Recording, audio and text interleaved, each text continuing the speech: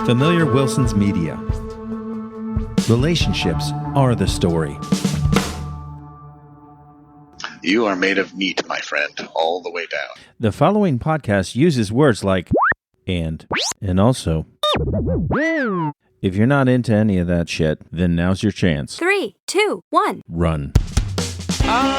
Super familiar with Wilson. Get it.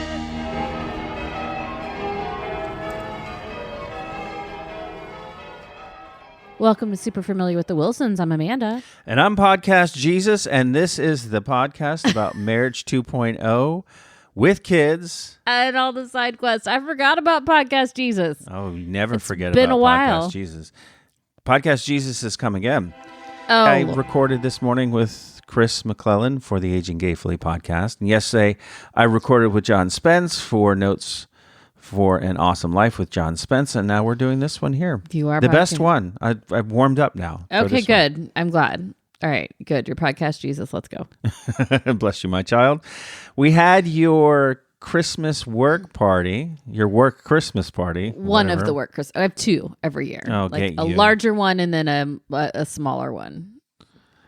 Which is interesting because the larger one actually winds up being the smaller one. And my actual office one is much bigger. Yeah, that's good. Let's figure that one out. But I was very sad to find out as we walked in. Usually there's the same DJ year after year, a gentleman called Elio Piedra here in town. And he is just such a happy dude and a wonderful guy. And whenever we enter the room... Yes, this is why you missed him. Yes, of course, because who wouldn't love this? We enter the room and the first thing I hear is, "It's the Wilsons!" The Wilsons are here! Yeah, no one welcomed us. No one welcomed us. No one seemed happy to see us. Well, I mean, they were happy to see you. Not so happy to see me. And then we had a moment.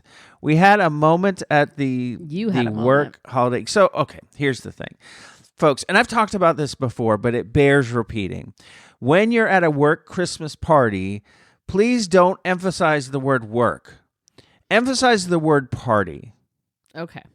Because always what happens is, and it happened again, all of a sudden, Amanda's gone.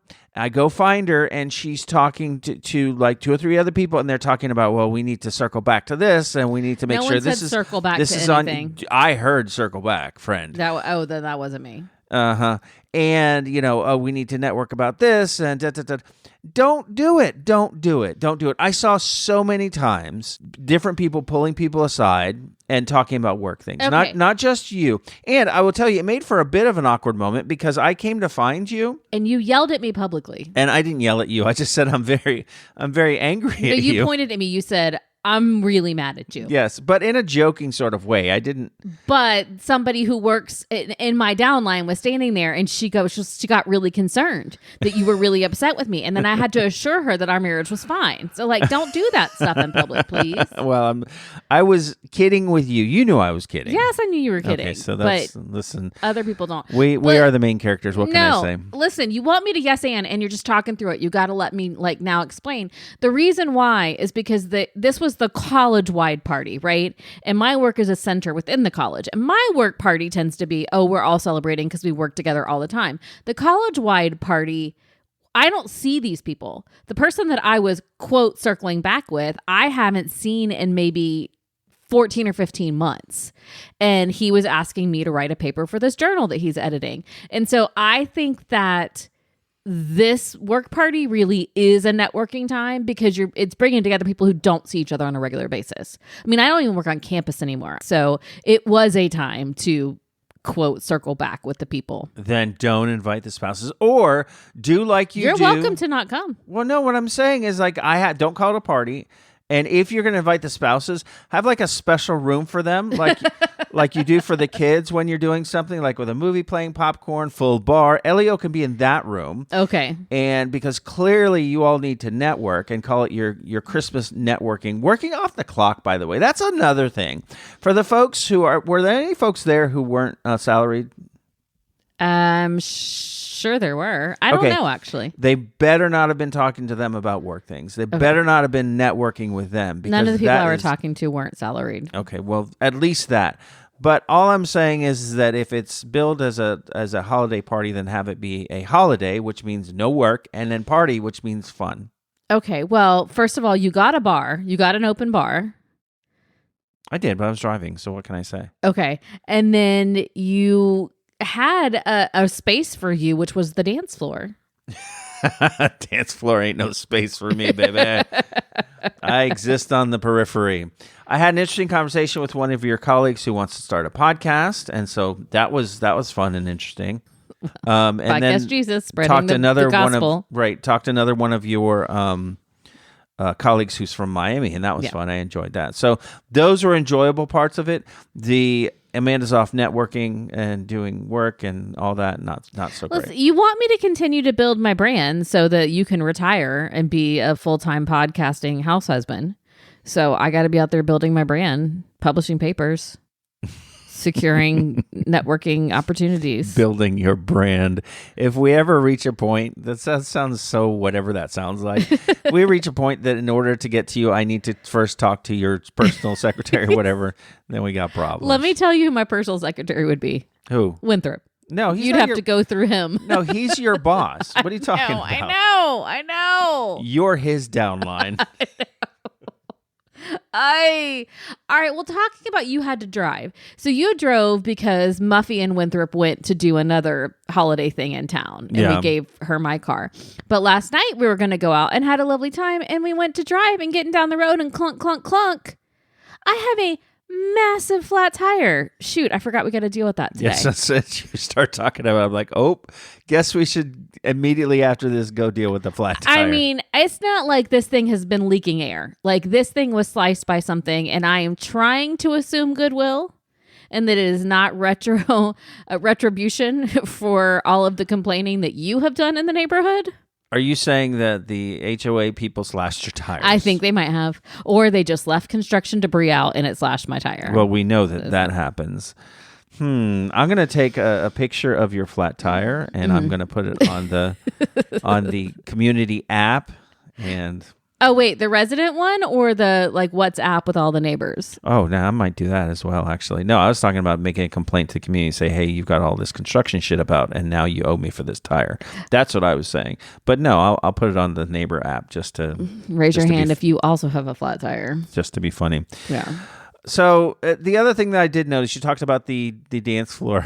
There were only as many as 4 people on the dance floor, except for when they did the Cupid Shuffle or something. I heard the Cupid Shuffle playing. I was out networking, but so I heard it playing. A bunch of people got up for that. But otherwise, there were 4 people up dancing, and it looked like you would imagine it would look like at an office networking situation. Easily could have been Michael Scott. Oh, my goodness. And there was this one guy. He's a middle-aged guy. He's kind of dancing okay. But where he fell down is that his face looked like he was taking aim at like a 20-point buck. It was just like really intense. Such intensity and narrowing of the eyes and eyebrow. He looked kind of like imagine the Grinch in like business casual on the dance floor. Well, I mean, he had to concentrate really hard on the rhythm. Well, he did have to concentrate really hard on the rhythm, but his face was puckered up like a butt. Let me tell you something. Well, at least he was out there doing it. Yeah, well, he was, but I feel like I enjoyed it more than he did than he did by just watching him. But it's like in this conference room, and so the dance floor is not really delineated, other than people have just decided this is the perimeter of the dance floor, this square in the middle. So it just looks like these people might be standing around having a conversation and then start having little fits. Well, that is the thing, is there were certain points where I didn't know whether I needed to call EMS or not, because of the strobe lights. Someone was upright seizing or whatever. So it was I much more enjoyed last night and what we did last night, which is go see lovely holiday lights at a local historical venue. Yeah, it was very, very cool. And we went to a restaurant that you have insisted for the past 12 or 13 years that has really bad service and you've never want to go there. I like it. The food is good and it's a locally owned place. And I like putting my money back into locally owned businesses. And Muffy suggested it because we were going to be down near it for the lighting thing. And it was good. Yeah. We can say the name of it because we both sure, liked because it. we liked it. There's a place in Gainesville that everyone talks about called the Top Restaurant. And the inside of it kind of looks like, 1970s thrift store chic or whatever. Yeah. It's definitely eclectic. Lower lighting. It's definitely one of these character places, and people always have it on their must visit in Gainesville map there. My experience in the past is that the food has been good, but that the service has been really slow. Mm-hmm. And I think that over the years, it has had the reputation for that. I don't know what they did, but last night the service was exceptional. Our server was great. It was quick and easy, and it wasn't empty. It was full. It was full of people. And in fact, when we left, there was a line out the door, which was pretty cool. I mean, and the price point is reasonable. I think it's really reasonably priced for the portions that you get. And like I said, it's a locally owned place. And I've been twice in the past 6 months or so, and the service was great before too. So okay, so they've fixed it. They've done something. They listened to the people. Love that. I can recommend their burger that's called the Rubenesque, which is basically what it sounds like, a burger combined with a Reuben with pastrami and sauerkraut and special sauce, and it was really, really well cooked, really, really good. So that is the Top Restaurant here in Gainesville. What did you have? I split the vegetarian nachos with Winthrop. And they were great. It was a starter, but it was perfectly, we brought a bunch home. Freaking huge. How can they call it? This is why this country's in trouble. That's a starter. Inherent in the name is you can't stop with this. Well, it was nachos that you shared with 4 people, really, because I had some, and Muffy had some, and Winthrop had some, and you had some. Yeah. And we still had a bunch left, and that was mine and Winthrop's main, but it was, it's black beans and a ton of cheese and really great guacamole. And a ton of guacamole too. And like you go to Chipotle, they charge you like $3 for that. And sour cream and jalapenos, although Winthrop was insistent that he could have this jalapeno, it was not going to bother him. Listen, parents out there who are listening, and you want to hear about our suffering, our child he's so insistent upon everything, and everything that he thinks is right until it isn't, and then it's still right. But then it was my fault. And it's your fault. Because we told him, look, dude, don't eat that. He's like, oh, I can eat it. It'll be fine. No, I like hot things. No, don't eat it. It's going to burn, and you're not going to be comfortable. Of course he ate it, and of course it burned, and I watched his little face. And he's like, can I have milk? Can I have milk? Why did you make me eat that? Why did you give it to me? Yeah, why did you give it to me? Dude, at some point, I'm going to let you just ride with the fellas. You know what I'm saying? At some point, I'm like, all right, throw my hands up, and then it's all you. In fact, what I am going to do is I'm going to get my notary public, and I'm going to make him sign a form whenever he makes some sort of questionable decision like that. Amanda, bring out the briefcase. Bring out the form for jalapenos. Winthrop, sign this. I'll take my little seal. Bloop, bloop. This is legal, dude. Nothing I can do. It wasn't me. It was all you. And this is what I'm going to do from now on. In fact, we should sell a branded Wilson's notary kit for parents. Yeah, but he won't sign it. No, he will sign it because he's right. Yeah. Now, he's going to say that's not my signature. Right. Like, dude, I was fucking here. I saw you sign it, and I notarized it. Can't do that. Are you done with the lies? Are you done with the I already brushed my teeth when their breath smells like a garbage disposal? Are you done with I'm so hungry followed immediately by I'm too full for vegetables? That's why you need the Parents Notary Kit. Now, every promise comes with a legally binding affidavit. Little Timmy swears under oath that yes, he did flush. Madison signs in triplicate that she will not claim her brother started it without video evidence. And my personal favorite, a binding contract stating that 5 more minutes of screen time means 5 actual minutes, not 45. The kit comes with an embosser, a tiny gavel for dramatic effect, and pre-written affidavits for common lies, including, I didn't eat the cookies, the dog ate my homework, and this is my inside voice. The Parents Notary Kit, because I promise means nothing without a witness and a signature. Please notice this is not legally binding, will not hold up in a court of law, definitely won't work, but you'll feel better. And then last night we're at this lovely thing at the Thomas Center, and the kids wanted hot cocoa. And by the time we got to the place in line, all they had left was hot cider.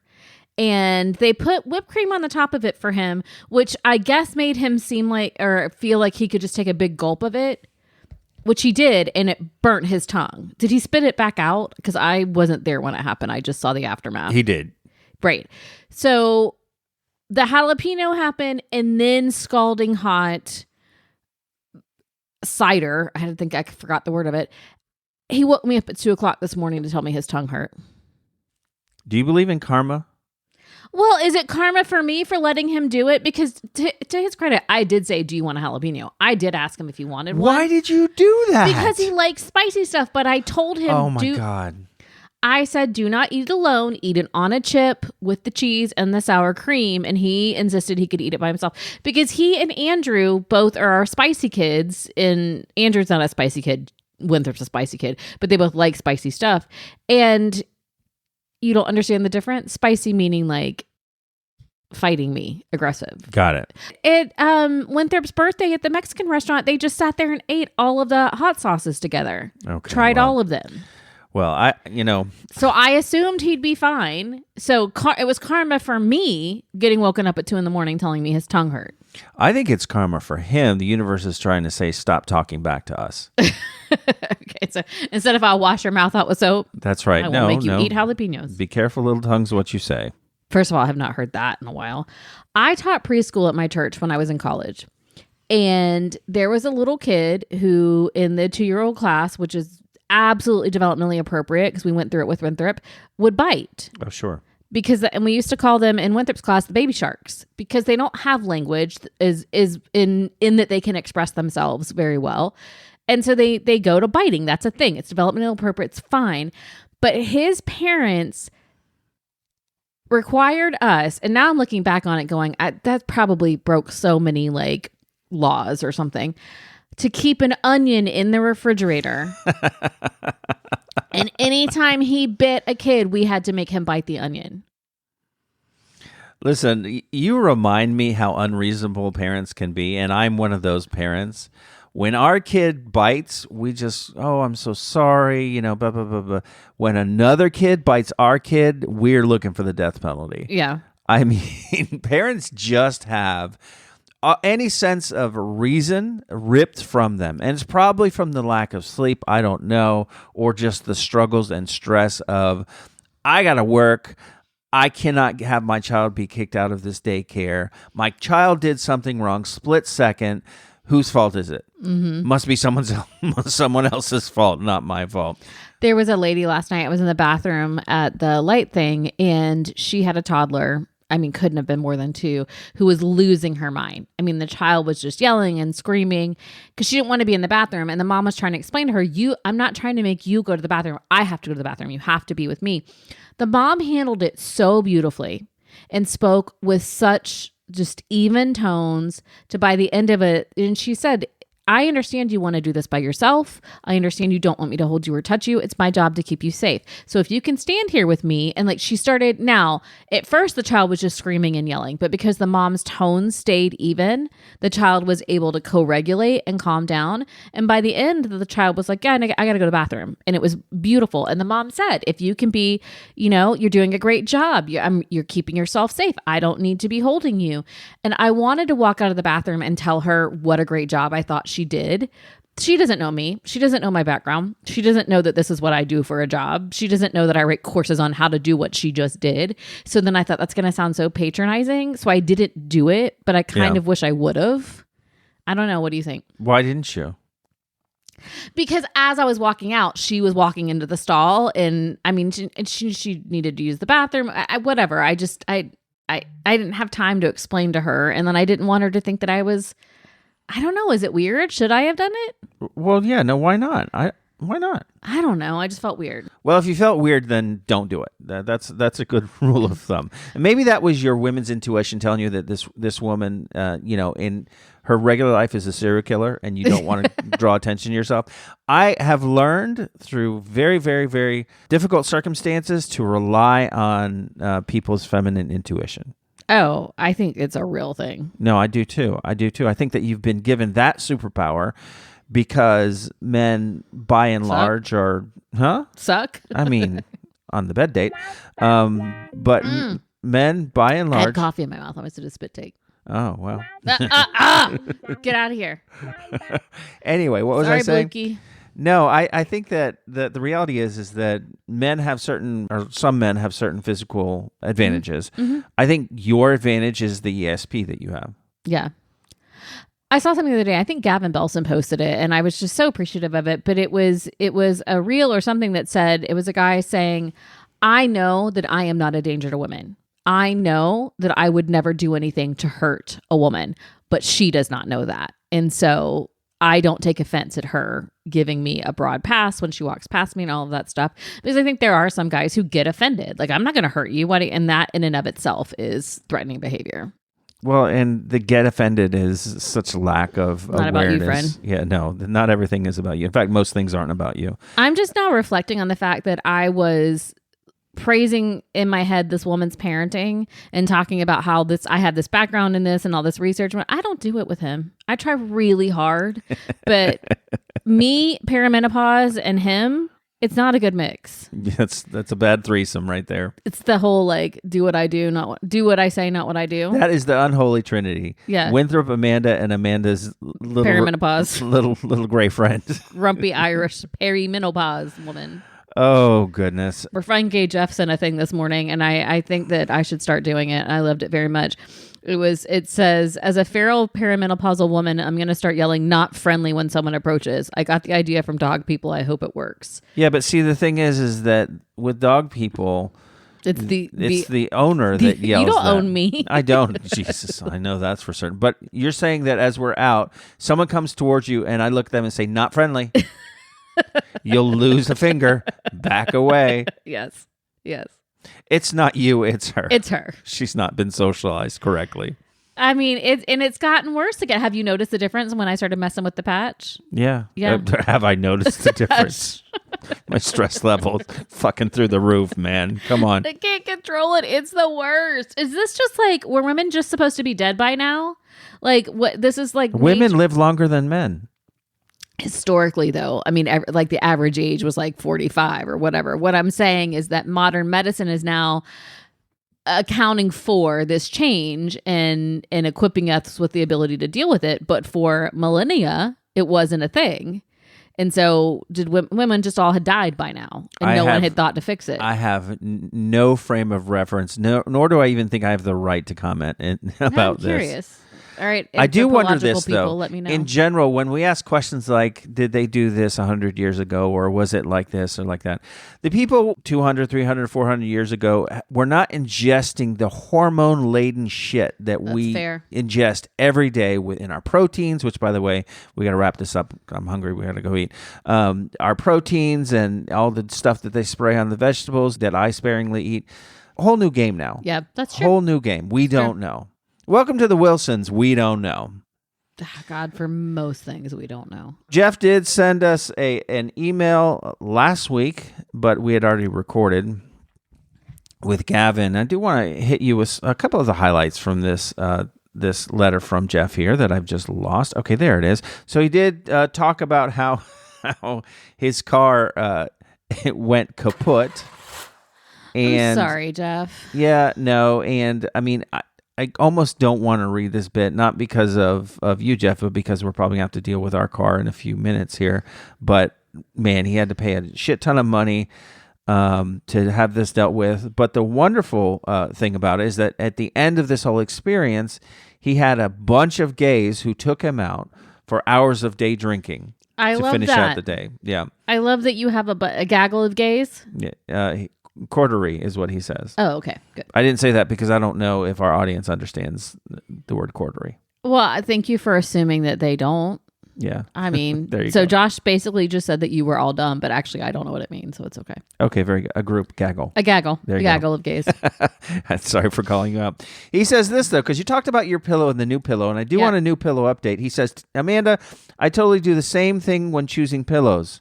I mean, it's the same when buying a mattress, right? You would never purchase one without testing it out. You gotta lay on that nonsense? And I don't mean bed date, he says. And so I did post a picture on our socials of Amanda laying on a pillow in the middle of Target. Now, to be fair, I put the pillow on the cart and laid my head on it. I didn't lay on the ground with the pillow. How's your new pillow? Well, the one that we got at Target, I don't love so much. Okay, so let's get this straight. Your foolproof method of testing your pillow went to shit and it didn't work. Correct. So you bought one off Amazon and you love it.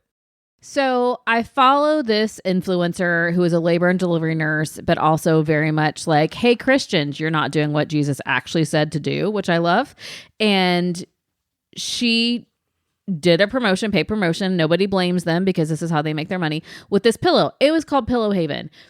It was incredible looking. And people in the comments, like I was reading through, saying I had neck problems, blah, blah, blah, blah, blah, blah. Well, I ordered a version of it off of Amazon. One, because it was about $30 cheaper, and two, because of the Prime, I could return it, and I wanted to be able to do that. And I love it. I don't know. You just ordered yourself one last night, right? I did. The same one. Yeah. I'm going to look and see what it's called. No, it's the same one. It's but Pillow Haven's not what I ordered, is my point.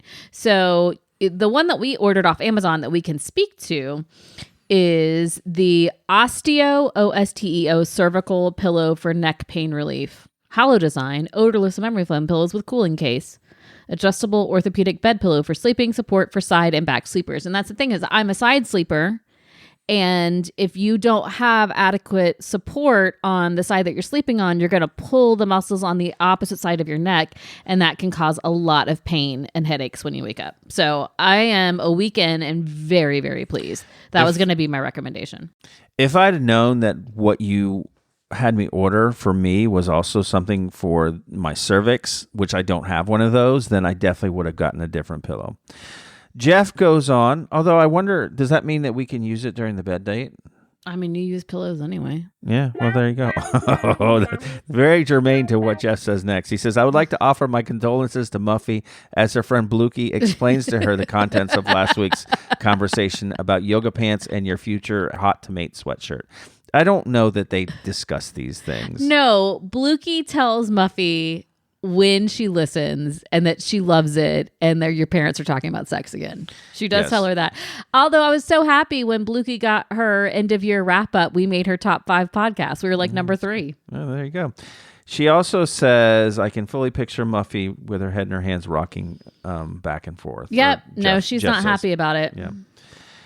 Jeff continues, Amanda, you know that I am totally into cheesy Hallmark-esque movies, and I watched Champagne Problems under your recommendation. I absolutely loved it, and like you, will probably watch it again. Thanks for texting me back because I didn't know if you would still be awake. I was still awake, and I was so happy, Jeff. It's so cute, and I recommended it. Another friend of mine watched it and she loved it too, and loved that because they were French actors, like the accents weren't horrible.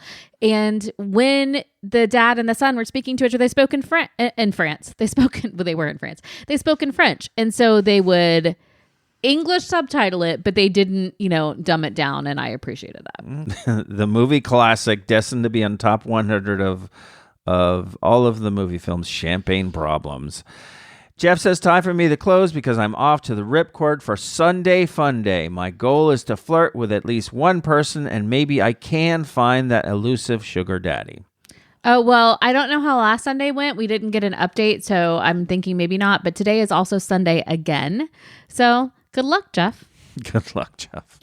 All right, I have an update for you. The cervical spine is the neck region of the backbone, composed of 7 vertebrae that support the head and protect the spinal cord, while the cervix is the lower narrow part of the uterus. Okay, very good. Cervical spine is what this pillow is for. Thank you very much. Welcome. If you have any other questions about your neck or your vagina, go ahead and email us. You weren't listening. Vagina has nothing to do with it. Uterus. Super familiar. No, what is our email address? Familiar Wilsons. I don't know. familiarwilsons@gmail.com.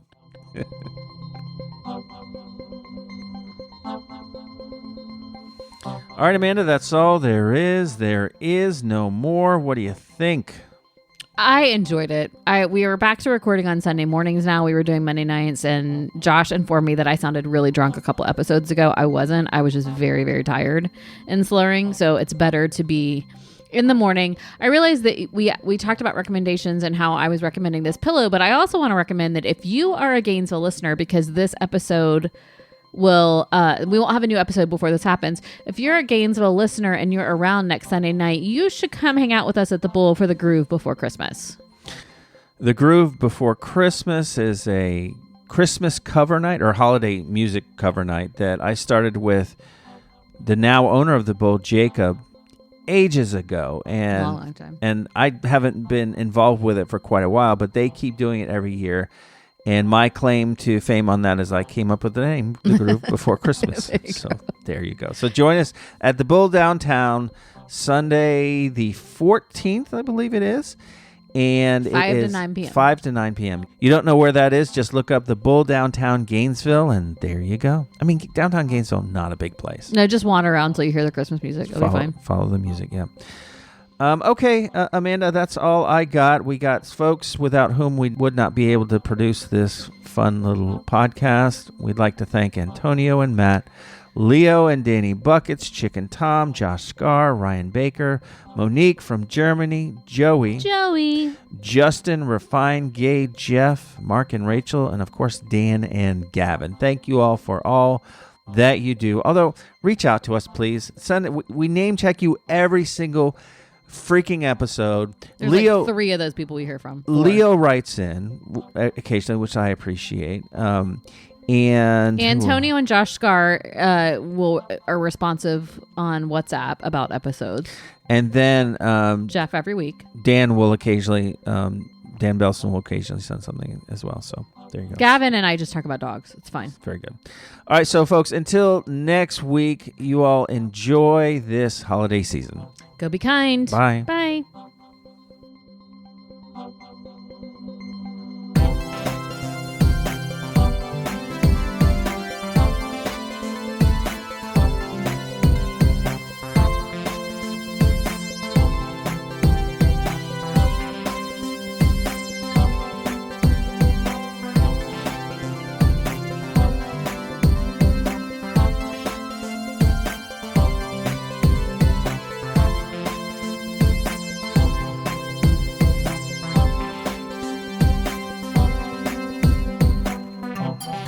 And 5 it to is 9 p.m. 5 to 9 p.m. You don't know where that is? Just look up the book. You don't know. You don't know where that is? Just look up the Bull downtown Gainesville, and there you go.